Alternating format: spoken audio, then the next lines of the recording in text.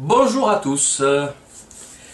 Je voulais faire aujourd'hui une vidéo concernant une bonne fois pour toutes, ou peut-être une avant-dernière bonne fois pour toutes, parce qu'il y aura une dernière, je pense, si Dieu nous prête vie, concernant l'escroquerie Marc-Édouard Nab.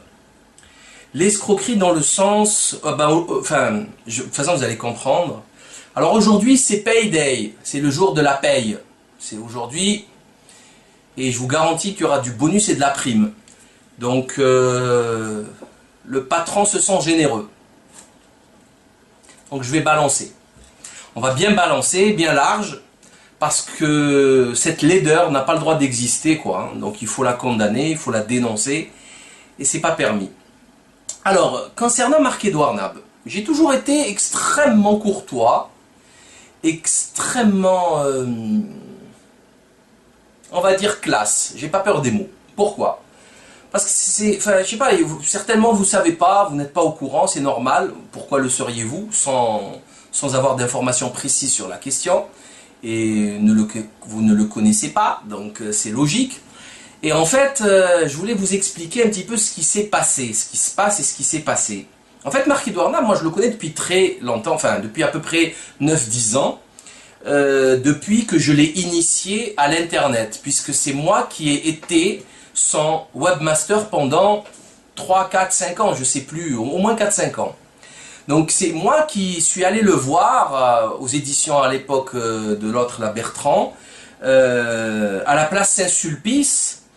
Je suis allé le voir en montant de Marseille et je l'ai rencontré, j'ai réussi à le rencontrer, j'étais passé par une connaissance commune qui l'avait contacté, bon bref, et j'ai réussi à le contacter, à le rencontrer. J'avais lu quasiment, enfin beaucoup de ses livres, et je lui avais proposé, je lui ai dit pourquoi il n'y avait rien sur internet. Je ne regrette rien, hein, je vous le dis tout de suite, je ne regrette rien de tout ça, c'est comme ça, c'est un parcours, et j'ai beaucoup appris, énormément de choses, voilà, donc il n'y a pas de souci. Donc je lui ai dit comment ça se fait qu'il n'y avait rien sur internet. Alors le type, il m'a regardé avec des yeux de merlan-frit en me faisant comprendre qu'internet c'était mais minable, que lui c'était le papier bible de ses journaux intimes, ou le papier bouffant de ses romans. Donc crème, vous savez, le Munken crème là, le papier classe, le papier de Gallimard. Et en plus pour lui, ce n'est que Gallimard ou que les éditions du Rocher ou de Noël, ou voire le dilettante, au pire on va dire. Mais lui c'était, voilà, il voulait être parmi les, il voulait avoir sa place dans la Pléiade. Bref, c'est son droit, il n'y a pas de souci. Par contre, dénigrer comme ça l'internet, c'était pas intelligent de sa part. D'ailleurs, j'ai réussi à le convaincre et nous avons monté donc un site internet extrêmement riche. J'ai passé des centaines voire des milliers d'heures dessus pour scanner toutes les photos, pour transformer. C'est moi qui ai posté quasiment toutes les vidéos de Dailymotion. J'ai créé le forum. Le forum, il était énorme. Il y avait des milliers de messages. Il y avait beaucoup de monde sur le forum. D'ailleurs, il a été fermé depuis la polémique. Ils ont préféré le fermer parce que c'était plus possible de gérer un forum où tout le monde était contre soi. Et donc je lui ai fait un gros site. Il y avait beaucoup de mises à jour, il y avait des brèves, il y avait de l'actu.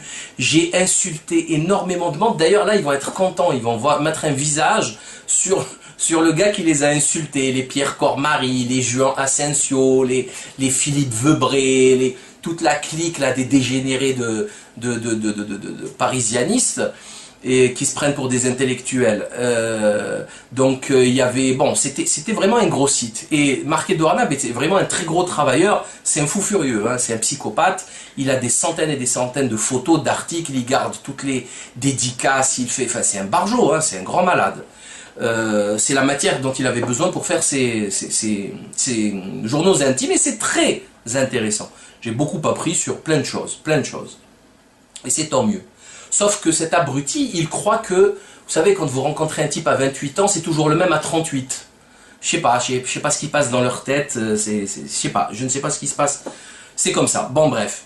Donc, j'ai participé à son affichage. J'ai financé son affichage, son collage, l'impression, les tracts, les affiches. J'ai fait sa pub, beaucoup. J'ai beaucoup fait sa pub. Et ça a marché. Ça a énormément marché. Son site était visité. Et d'ailleurs, sa pseudo anti-édition, elle n'a été possible que grâce à Internet et au défrichage, enfin au travail qui a été fait initialement par mes soins. Et là, je ne demande pas de merci, attention, vous allez comprendre dans 30 secondes ce qui se passe. Je ne demande pas de merci, je demande rien, j'en aurais jamais parlé même. Mais comme ce guignol, ce zozo, est en train de préparer un livre extrêmement incendiaire qui va sortir bientôt. Je suppose que ça va sortir le 11 septembre pour faire encore un clin d'œil sur le 11 septembre. Bon bref, il est pathétique. Et il va incendier la dissidence. Ok? Incendier la dissidence. Alors il a déjà écrit un livre sur nous et sur ma gueule, puisque l'homme qui arrêta d'écrire pendant 200 pages, pas à chaque page, mais facilement pendant 200 pages, il n'est question que du libre penseur et de ses délires, en faisant des omissions, des mensonges, des mélanges, en raccourcissant une discussion de 5 heures en 10 minutes, en une page, ce qui n'est pas possible. Bon bref, donc il l'a déjà fait, il s'est moqué de nous, il nous a pris pour des fous, il nous a traités dans des vidéos de paranoïaques, de psychopathes, de ridicules conspirationnistes. C'est sans droit, il n'y a aucun souci, vraiment, hein. C'est vraiment sans droit, mais bon, nous quand on l'attaque aussi, il faut qu'il assume. Hein, enfin, et encore, on l'attaque que sur les faits. Là maintenant, je vais l'attaquer sur sa propre personne, ses contradictions, son hypocrisie. Donc ce type je le connais très bien, je l'ai eu au téléphone peut-être 1000 fois et souvent ça a duré 1 heure. Je l'ai rencontré, on a dîné ensemble plusieurs fois, autant aussi bien à Paris qu'à Marseille. Je le connais très bien, c'est pas une connaissance comme ça légère, non, c'est pas un ami non plus puisqu'on se vous voyait toujours. J'ai toujours vous voyez parce que je voulais qu'il y ait une distance comme ça, parce que c'est un type pas normal. Quand on lit ce qu'il écrit, il y a quelque chose, vaut mieux, je voulais pas avoir de copinage avec lui. Je voulais qu'il y ait tout le temps une distance, comme ça les vaches seront bien gardées comme disait l'autre, et ma foi ça a très bien marché. La coopération, ma foi, elle a très bien marché, à son profit. Donc je l'ai aidé avec des milliers d'heures de boulot, de l'argent, du collage. J'ai fait du collage moi-même. On a fait du collage ensemble. Il a certainement des photos du collage avec lui et l'équipe parisienne qui s'occupe de son travail. Donc c'est un type que je connais très bien. Ok, c'est pas, comme je le dis au risque de me répéter, une connaissance légère. C'est une connaissance profonde. Je connais très bien sa personnalité, sa façon de fonctionner. C'est un hystérique, hein. C'est un hystérique. C'est vraiment de l'hystérie. C'est un petit bouche, genre je bouge, tu es avec moi ou tu es contre moi. Et il a un ego démesuré. Alors donc quand il se moque ou quand il titille l'ego de Soral, moi ça me fait mourir de rire. Hein. Voilà. D'abord on a tous un ego, hein. Tout ça c'est clair et net, mais alors là, lui, il n'a pas le droit de critiquer qui que ce soit, parce que son ego est surhumain, c'est surdimensionné, c'est trop, c'est le soleil son ego, hein. C'est pas au-dessus, c'est le soleil, donc c'est pas possible, c'est pas permis l'ego qu'il a, donc il n'a pas le droit de critiquer les autres, ça n'a pas de sens. En plus, bon, la petite guéguerre qu'il a avec Soral, elle est ridicule. Elle est ridicule, parce que il lui reproche quoi, en fin de compte? Il lui reproche ses propres défauts, hein, des défauts on pourrait dire que l'on a tous plus ou moins, hein, de préférence pas trop, parce que l'ego c'est vrai que c'est un ennemi, mais ce n'est que ça, hein. C'était son ami, c'est un très bon ami, puisqu'ils se connaissaient très bien, ils ont dîné ensemble, on a dîné ensemble, donc c'était son ami, du jour au lendemain il le traite de guignol, pourquoi? Parce que c'est le 11 septembre, c'est tout. Donc c'est toujours pareil, on est devenus tous des guignols. Même Dieudonné, vous allez voir, dans son livre qu'il va écrire bientôt, vous allez voir, ça va être un guignol. un dégénéré.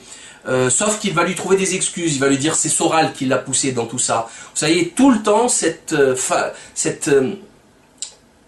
façon insupportable de se poser comme tuteur. Voilà. Vous êtes tous sous tutelle nabienne. C'est Marc-Édouard Nab qui va vous expliquer comment penser, comment réfléchir, comment vous défendre. C'est-à-dire que Marc-Édouard Nab va vous dire non, non, non, non, non, non, non, c'est pas comme ça qu'il faut faire, c'est comme ça. Les Algériens, vous vous plantez, les Marocains, les Tunisiens, les Français, on se plante tous, il n'y a que lui qui a raison. Je dirais même, le mot le plus exact, c'est la curatelle. On est tous et toutes sous curatelle nabienne, puisque on n'est pas mineur, on est majeur, mais on est débile, on est tous malades mentaux. Donc heureusement qu'il y a Marc-Édouard Nab pour sauver nos âmes et signer les chèques, quoi. Donc c'est grâce à lui qu'on paye nos factures, on est sous curatelle nabienne. C'est quand même gravissime. Alors, bon, il a une haine incommensurable envers Soral, un truc quand même bizarre. Il devrait quand même se calmer un peu et répondre sur les... Je sais pas, enfin, il faut se calmer. L'hystérie, c'est pas bon, c'est un truc de gonzesse, c'est un truc de... Je sais pas, c'est un truc... et encore, même les femmes, elles se comportent beaucoup mieux. Mais c'est vrai que bon, quand on voit deux femmes se bagarrer comme ça dans la rue, ça m'est déjà arrivé, c'est assez pathétique. C'est pour ça que bon, c'est des trucs à ne jamais faire. C'est gravissime, hein, le crépage de chignon, c'est pas beau à voir. Mais là, c'est voilà, c'est la même chose, c'est du crépage de chignon. En plus, faut dire que Soral bénéficie d'un certain succès évident. Alors là, ça le rend malade, hein. Comme il lui a siphonné tous ses lecteurs et qu'il n'arrive plus à vendre de livres, ça le rend malade. Je vous signale qu'il annonce, bon, il est en galerie, là, en exposition, il a fait un vernissage le 1er du mois de juillet, et il finit sa galerie le 31 juillet. Et il dit sur un mail qu'il fait ça pour financer son prochain livre. Moi, je croyais que l'anti-édition était un succès, et je croyais, enfin, logiquement, qu'on finance les nouveaux livres avec la trésorerie qu'amènent les anciens livres. C'est ça une maison d'édition. Hein, c'est une maison d'édition, c'est de l'auto-édition, donc il a un bénéfice phénoménal. Je connais son équipe, il paye personne, c'est que des bénévoles, donc on paye pas de maquettistes, on paye pas de correcteurs, on paye pas... Enfin quand même, c'est pas mal. Où il est l'argent? Il est passé où l'argent? Il a mangé l'argent? Bon. Ok, enfin il fait ce qu'il veut, mais bon, il a ouvert sa galerie pour financer son bouquin. Donc ce qui prouve que Soral, contre-culture, etc., beaucoup aussi ma petite personne, on lui a fait siphonner tout son lectorat et tous ses sympathisants. Parce que tout simplement, il dit des conneries, il dit des bêtises. Il est incompétent dans la question du 11 septembre. C'est que de la rhétorique, que de la sophistique, voilà, c'est de l'omission, des questions stupides dont personne n'a la réponse, et comme personne n'a la réponse, donc il a raison. Non, personne n'a la réponse, ça ne veut pas dire que tu as raison. Personne n'a la réponse puisqu'il n'y a pas eu d'enquête, etc., etc. On ne va pas en reparler encore ici, ça n'a pas de sens.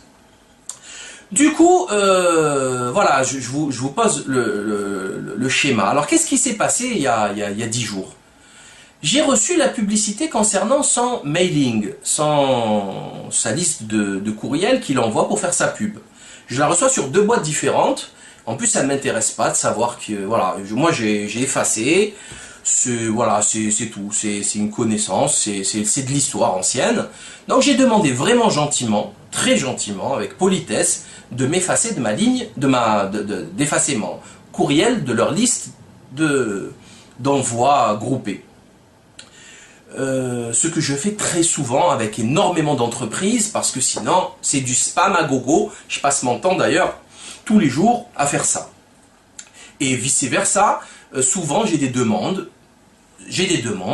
ça m'est arrivé quelques fois, de désinscription du forum, Novus Ordus Seclorum, voilà, j'efface point à la ligne, on ne pose pas de questions, on efface point à la ligne. Qu'est-ce que je reçois comme réponse le lendemain? Écoutez-moi bien, une demande, je vous jure que c'est vrai, hein, là j'ai toutes les preuves, hein, c'est dingue, c'est fou. Je reçois une demande de restitution d'un tableau qu'il m'a offert de Charlie Mingus. Charlie Mingus, c'est un grand contrebassiste de jazz, un black américain. Il m'avait fait un tableau qui s'affiche et qui est dédicacé en mon nom pour Salim Laibi, fraternellement, Marc-Édouard Nab, 22 avril 2005. Il me le dédicace, il me l'offre. C'est... Voilà, c'est comme ça, voilà. Il me demande de le restituer en parlant à la troisième personne, comme si c'était quelqu'un d'autre qui parlait, en m'expliquant qu'il a eu, que Marc-Édouard Nab, de rendre le tableau que Marc-Édouard Nab a eu la faiblesse de m'offrir. Et il me demande, ce fou, d'aller le lui rendre à la galerie à Aix-en-Provence. Déjà, enfin, c'est plus de l'hystérie, c'est de la folie, hein. Vraiment de la folie, folie furieuse. Ben là, je crois que peut-être maintenant, vous comprenez ce dont il est question. Alors moi, je veux bien lui rendre, hein, il n'y a aucun souci, mais à condition qu'il me rembourse tout le fric que j'ai eu, la bêtise, la connerie, la folie de lui donner, tout le bénévolat, tout le webmastering. Je veux bien lui rendre, mais à condition qu'il le dise. Qu'est-ce qu'il croit? Il croit que quoi? Qu'est-ce que j'allais en faire de ce tableau? Il croit quoi? Que j'allais le vendre peut-être? Il est dédicacé, il était dans ma cave. Il était dans ma cave. Qu'est-ce que j'allais en faire? Je ne l'ai pas jeté par respect, par... Vous savez, les Arabes, ils disent souvent, quand on a mangé le sel ensemble, il y a des traces indélébiles. Apparemment pas pour lui. Alors moi je veux bien qu'il se présente comme un corso gréco-turc, mais du gréco-turc, il n'a que le côté sabataïste de Salonique. Hein. Ah, je crois que c'est assez clair. Hein. Là, il n'a que ce côté-là. Hein. Alors maintenant, il fait une exposition, une galerie d'art donc pour vendre ses cochonneries à Aix-en-Provence sur le cours Mirabeau. La zone, je pense, en France, la plus chère au niveau foncier. Cours Mirabeau à Aix-en-Provence, tout en insultant les gens, les traitant de ploucs.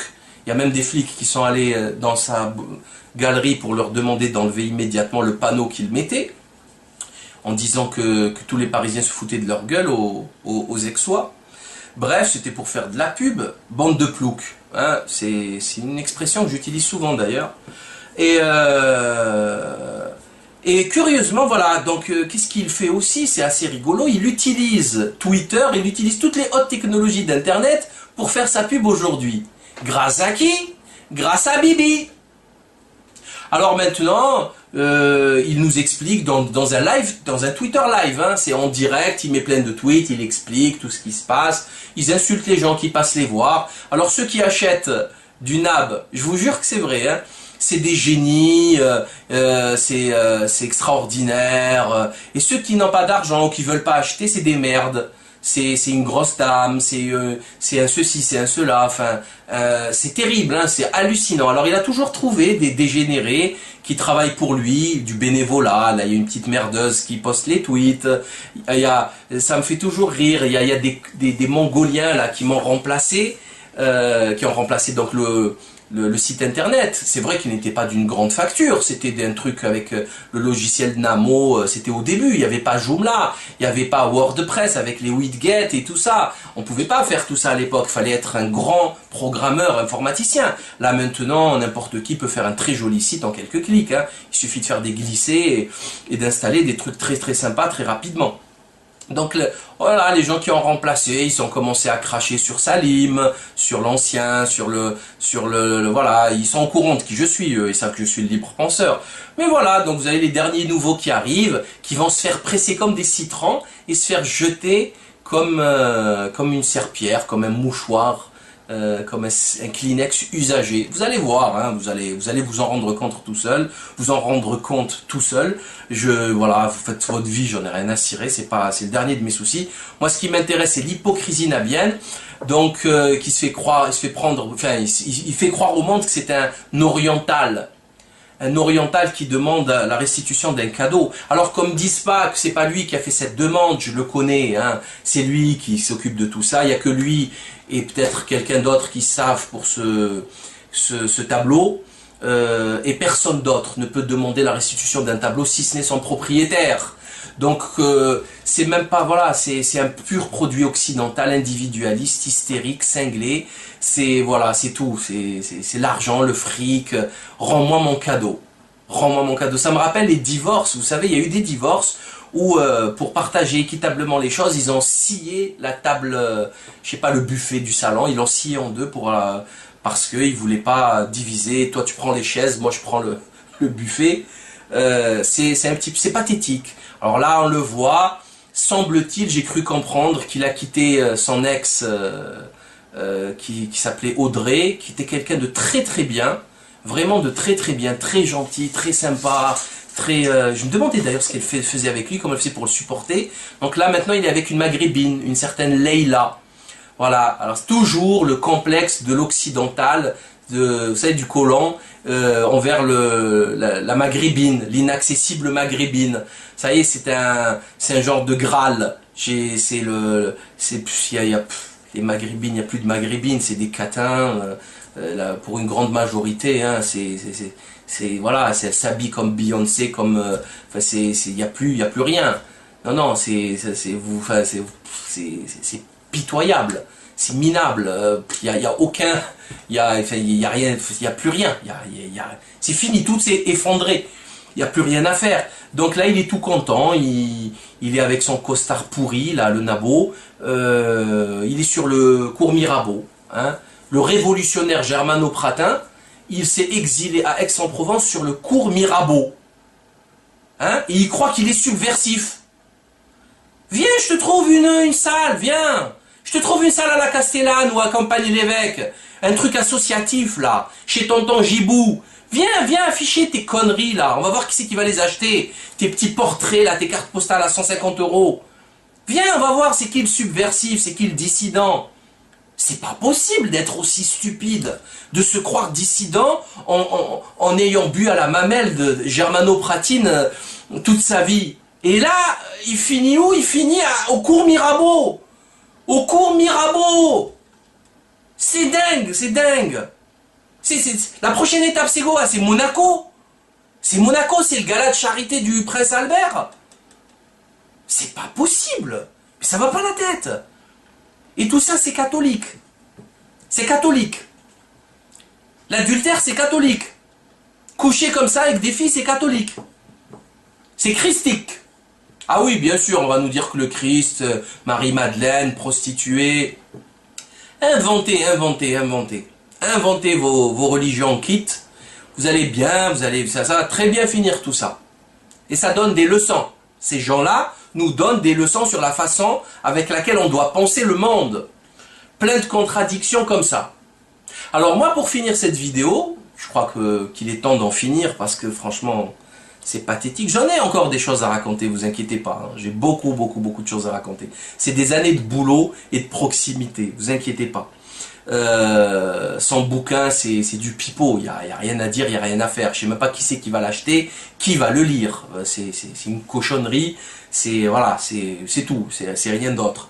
Au lieu de s'occuper des questions sociétales, le monde s'écroule. Hein, le monde s'écroule. Le monde s'écroule. Et lui, il nous emmerde avec son 11 septembre. Donc pour finir, je crois que je vais vous laisser voir la vidéo qui va suivre. Elle va certainement vous plaire. Et j'appelle ça... ceux qui ont une formation, ceux qui sont arabisants vont comprendre. J'appelle ça la montée de zbel dans la tête. Quand on fait monter le zbel dans la tête, ça ne peut finir que comme ça. Vous comprenez? Parce que c'est ainsi. Faut pas pousser les gens comme c'est pas bien, c'est pas bien. Donc je l'invite fraternellement à aller se rééduquer, vraiment, se rééduquer à les bonnes manières, voilà, ça se fait pas, ça se fait pas. On ne demande pas des choses comme ça. On ne demande pas la restitution comme ça d'un cadeau qu'on a offert. Franchement, c'est nul, c'est trop laid, c'est mesquin, voilà, c'est mesquin. Le nabo est mesquin. Je finirai là-dessus. Le nabo est mesquin. Je vous laisse voir la vidéo et à très bientôt. À 9h48, se dirige vers sa cible. Puisqu'il veut que je le lui rende, moi aussi je vais faire des dessins. Je vais faire de l'art contemporain. Voilà. Contemporain. Contemporain. De l'art qui compte pour rien, c'est pas mal. Ouais. Alors là, mes amis, vous allez voir ce que vous allez voir. Du grand caca. Comme c'est bien de faire, monsieur. Mais, effectivement, je trouve mieux comme ça. Hein. À 9h, c'est déjà mieux, c'est pas mal, hein, comme ça. Tu as vu? C'est bien, hein. Voilà, c'est bien. Et à 10h12 tapante, il y a un autre avion qui a démarré de Denver. Je croyais que c'était du Belzance. De Belzance, pardon, de Belzance. Breakdown. Et il est venu et il a fait ça. Sacrilège. Sacrilège. Mon Dieu. C'est le kérosène. Oh là là. Ça flambe. Ça flambe. On va retrouver le portefeuille. Avec le passeport. Ah ben là, il est là le passeport là. Tu l'as vu là en bas? Voilà, regarde là. Regarde là le passeport. Salim Laibi, marque Edouard Nab. Tu vois? Voilà. Maintenant, puisque ce monsieur voulait que je le lui rende. Pour piquer. Et voilà.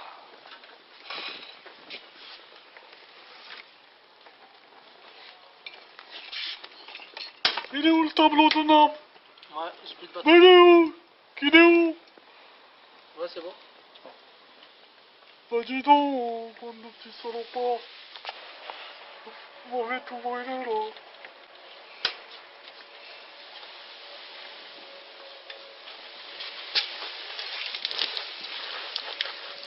Septembre 11. Il a brûlé le passeport. Le passeport a brûlé.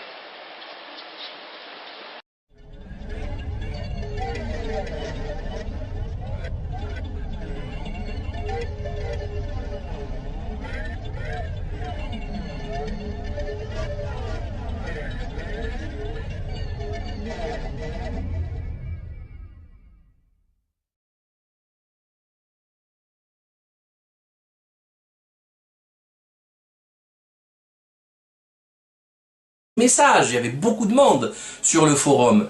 D'ailleurs, il a été fermé depuis la polémique. Ils ont préféré le fermer parce que c'était plus possible de gérer un forum où tout le monde était contre soi.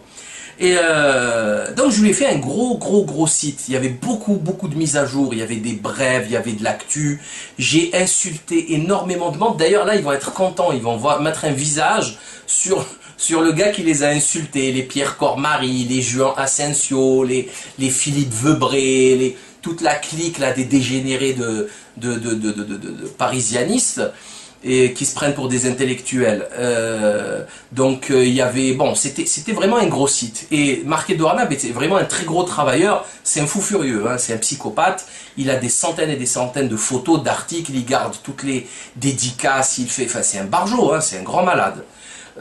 C'est la matière dont il avait besoin pour faire ses journaux intimes et c'est très intéressant. J'ai beaucoup appris sur plein de choses.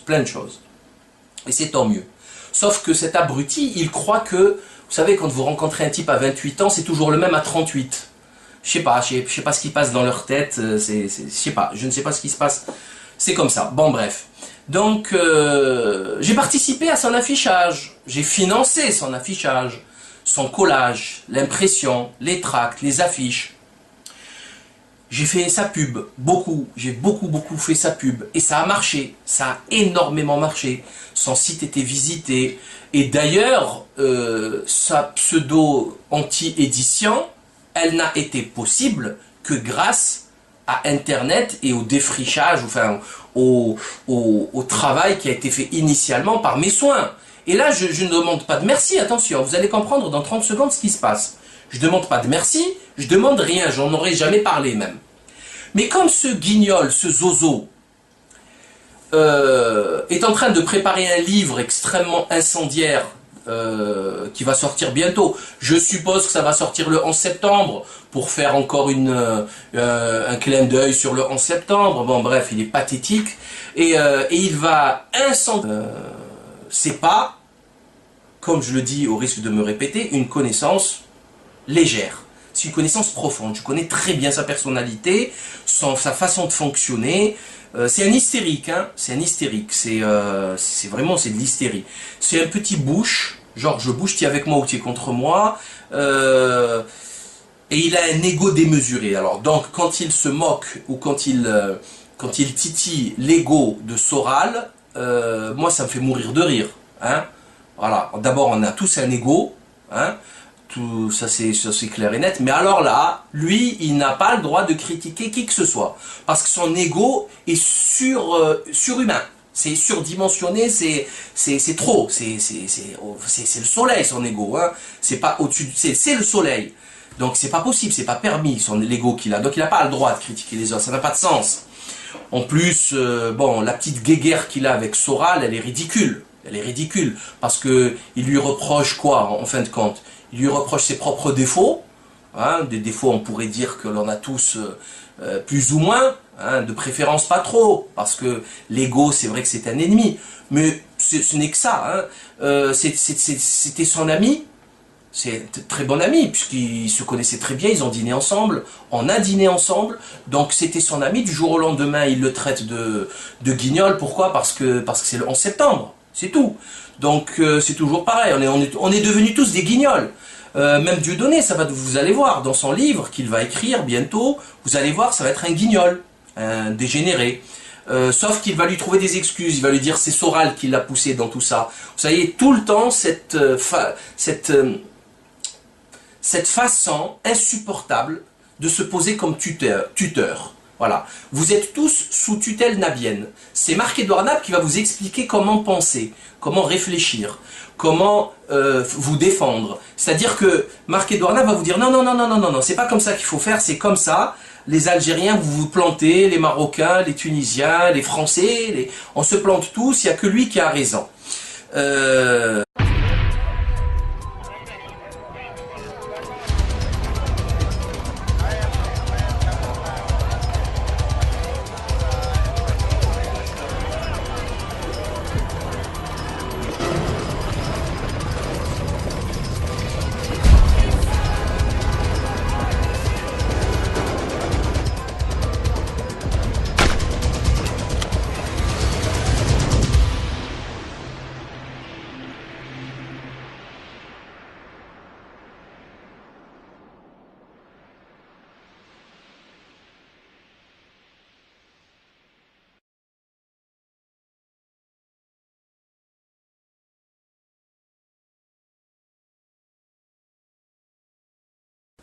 Bonjour à tous.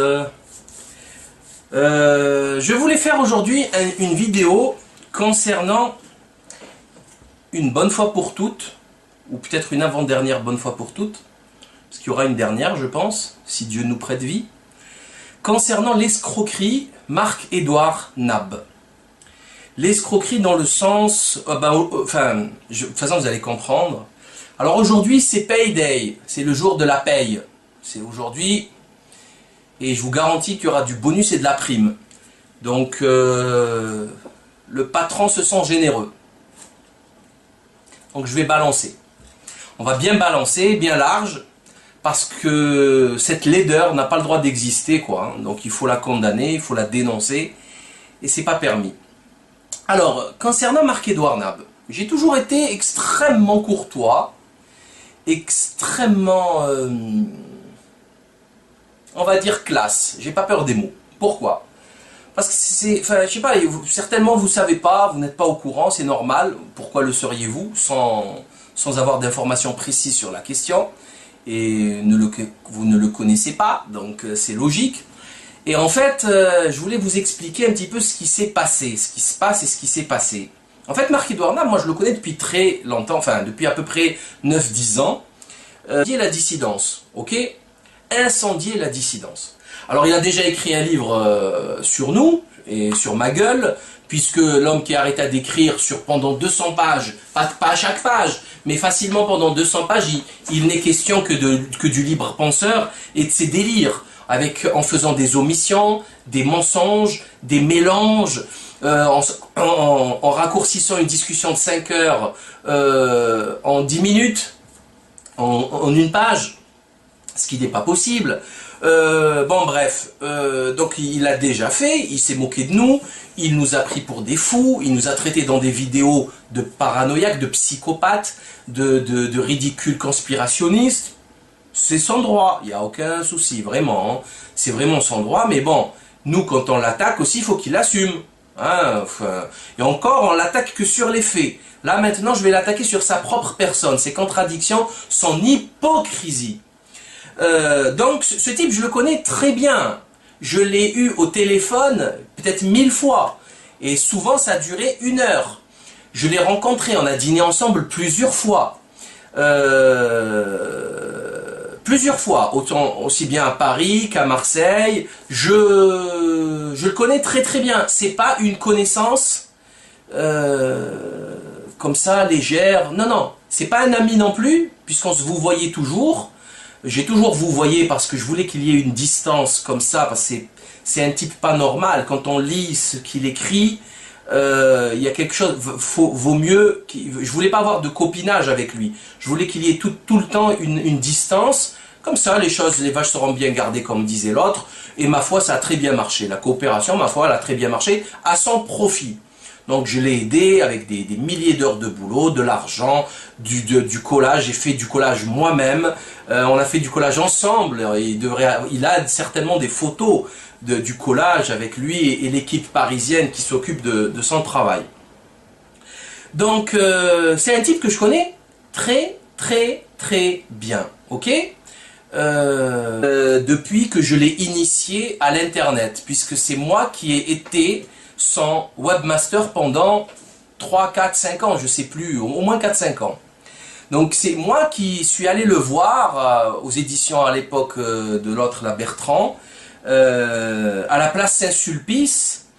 Je suis allé le voir en montant de Marseille et je l'ai rencontré, j'ai réussi à le rencontrer. J'étais passé par une connaissance commune qui l'avait contacté, bon bref, et j'ai réussi à le contacter, à le rencontrer. J'avais lu quasiment, enfin beaucoup de ses livres, et je lui avais proposé, je lui ai dit pourquoi il n'y avait rien sur internet. Je ne regrette rien, hein, je vous le dis tout de suite, je ne regrette rien de tout ça. C'est comme ça, c'est un parcours, et j'ai beaucoup appris, énormément de choses, voilà, donc il n'y a pas de souci. Donc je lui ai dit comment ça se fait qu'il n'y avait rien sur internet. Alors le type, il m'a regardé avec des yeux de merlan frit, en me faisant comprendre qu'Internet, c'était mais minable. Que lui, c'était le papier Bible de ses journaux intimes, ou le papier bouffant de ses romans. Donc crème, vous savez, le Munken crème, là, le papier classe, le papier de Gallimard. Et en plus, pour lui, ce n'est que Gallimard ou que les éditions du Rocher ou de Noël, ou voire le dilettante, au pire on va dire. Mais lui c'était, voilà, il voulait être parmi les, il voulait avoir sa place dans la Pléiade. Bref, c'est son droit, il n'y a pas de souci.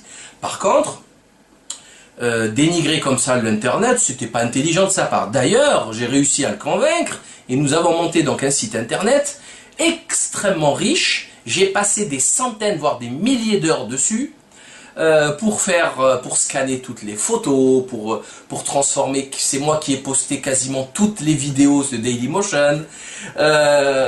J'ai créé le forum il était énorme, il y avait des milliers